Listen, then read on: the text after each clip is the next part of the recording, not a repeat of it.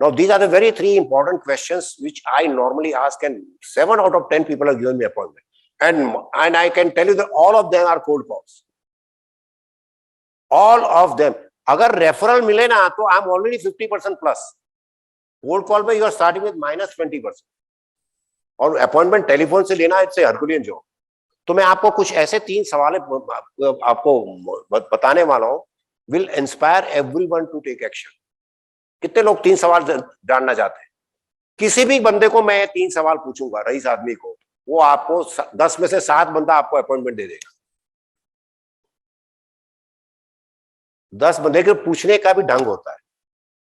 आपकी पूरी पर्सनालिटी भी ऐसी होनी चाहिए कि यार ये बंदा कई काम का लग रहा है. Okay, now what are this?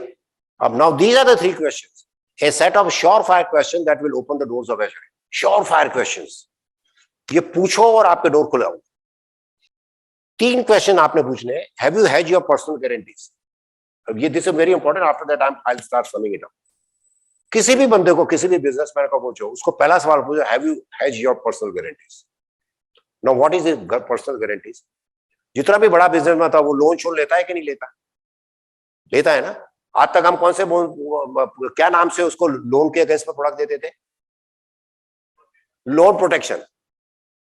But there is another concept called personal guarantees. हर लोन देने वाले को पर्सनल गारंटी देनी पड़ती है. और this personal guarantee is the most dangerous thing. Personal guarantee ये कह रहा है कि वो बंदा अगर मर भी गया ना तो उसके बाद भी उसकी पर्सनल गारंटी जाती नहीं है. उसके बीवी बच्चों के साथ उसकी नेक्स्ट जनरेशन पास में पर्सनल गारंटी का पैसा जाता है. You know why Anil Ambani is in trouble? Because he has given the personal guarantee. तो आपने पर्सनल गारंटीज को हेज किया कि नहीं किया? आज तक उसको माई का लाल कोई नहीं मिला था कि पर्सनल गारंटी हेज करने वाला कोई प्रोडक्ट आपके पास है तो बताइए. आप पूछिए, कान उसके दोनों खुल जाएंगे. Sir, we do that. Next is, have you created a firewall to protect the enterprise value of your business? Enterprise value किसको कहते हैं? जैसे 7,600 करोड़ का वैल्यूएशन हो गया ना कंपनी का, क्योंकि मेरी कंपनी तो 10,000 करोड़ की कंपनी है. अब ये सारी कंपनी का वैल्यूएशन एक वो जो मेन करता होता है उसके कारण होता है. आजकल तो कंपनी का एक ऑडिटर भी रेजिग्नेशन देता है ना, तो कंपनी का जो मार्केट वैल्यूएशन है वो 25, 30, 40% डाउन हो जाता है. तो अगर मेन बंदा नहीं रहा उस कंपनी के अंदर तो उसका वैल्यूएशन कितना डाउन हो सकता है? तो इसके सामने कभी कोई आर्गुमेंट होता है तो मैं उनसे एक सवाल पूछता हूँ, ये मुझे बताइए कि रिलायंस कंपनी में मुकेश अंबानी के पास ऐसे दर्जनों बंदे होंगे जो उससे भी ज्यादा स्मार्ट होंगे और 2-2, 5-5 करोड़ की सैलरी लेते होंगे. तो वैसे देखो तो रिलायंस इंडस्ट्री को मुकेश के जाने के बाद कोई फर्क नहीं पड़ता. लेकिन ऊपर वाला ना करे, कल रात को अगर मुकेश भाई नहीं रहे, सो गए, सुबह नहीं उठे, what will be the impact on the share price of Reliance? It will go down. Why? Well, that's the perception. So I say that मेरे पास कुछ ऐसा है कि आपके जाने के बाद भी वो रिलायंस का प्राइस 40% डाउन छोड़िए, लेकिन उसका 5% प्राइस और बढ़े.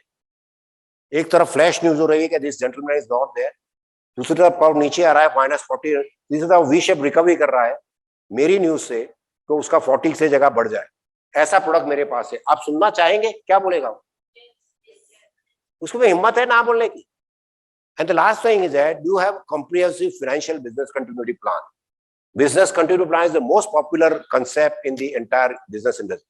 लेकिन उसमें कंसेप्ट ऐसा है, उसमें सक्सेशन प्लान आता है. सक्सेशन प्लान में क्या कहते हैं कि अगर आप नहीं रहे तो आपने 2 प्लेटफॉर्म खड़े करने चाहिए. पहले प्लेटफॉर्म में ऐसा है कि अगर आपके जाने के बाद आपकी बीवी या आपके बच्चे ये आपका बिजनेस चलाना चाहते हैं, जो आपके जितने कॉम्पिटेंट नहीं है, वो फिर भी आपसे अच्छा बिजनेस चला लें. आपका टर्नओवर 100 करोड़ था तो वो 200 करोड़ कर ले, आपका प्रॉफिट 20 करोड़ का तो 40 करोड़ कर ले. ऐसा प्लान मेरे पास है. और या उसके बाद दूसरा प्लान ऐसा है, अगर वो बिजनेस को बेच देना चाहे तो उनको एक अच्छी खासी मोटी रकम मिले, उसमें उसका वैल्यूएशन में कोई भी डेप्रिसिएशन ना हो, ऐसा है. तो ये 3 क्वेश्चन मैं पूछता हूं तो 10 में से 7 बंदे मुझे अपॉइंटमेंट देते ही हैं. और जो 3 बंदे अपॉइंटमेंट नहीं देते उनका मैं बहुत ही शुक्रगुजार होता हूं, क्योंकि उन्होंने खुद ने मान लिया है कि यार ये कंसेप्ट मेरे लायक ही नहीं. BITV चैनल पर आपका स्वागत है. BITV यूट्यूब चैनल पर सब्सक्राइब करिए, बेल आइकन दबाएं.